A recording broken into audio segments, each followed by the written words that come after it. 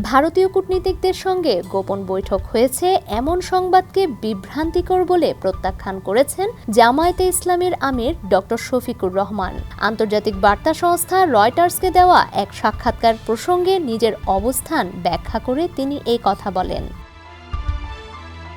বৃহস্পতিবার সকালে নিজের ভেরিফাইড ফেসবুক পেজে দেওয়া এক পোস্টে জামায়াতে আমির জানান, গতকাল রয়টার্সকে দেওয়া সাক্ষাৎকারে এক সাংবাদিক তাকে প্রশ্ন করেছিলেন ভারত প্রতিবেশী দেশ হওয়ায় তাদের সঙ্গে কোনো যোগাযোগ বা বৈঠক হয়েছে কিনা। উত্তরে তিনি জানান, গত বছরের মাঝামাঝি সময়ে অসুস্থতা কাটিয়ে বাসায় ফেরার পর দেশ বিদেশের অনেক কূটনীতিক তার সঙ্গে দেখা করেন। সেই সময়ে অন্যান্য দেশের কূটনীতিকদের মতো ভারতের দুজন কূটনীতিকও সৌজন্য সাক্ষাতে এসেছিলেন।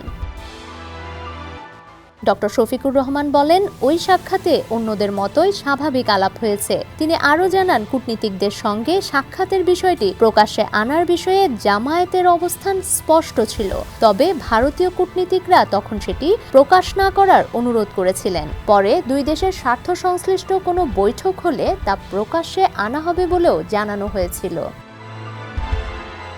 ফেসবুক পোস্টে জামায়াতে আমির বলেন, আমি বিস্মিত যে আমাদের কিছু দেশীয় মিডিয়া ভারতের সঙ্গে জামায়াতে আমিরের গোপন বৈঠক হয়েছে বলে সংবাদ পরিবেশন করেছে। তিনি এই ধরনের সংবাদকে ভিত্তিহীন ও বিভ্রান্তিকর উল্লেখ করে তীব্র নিন্দা জানান।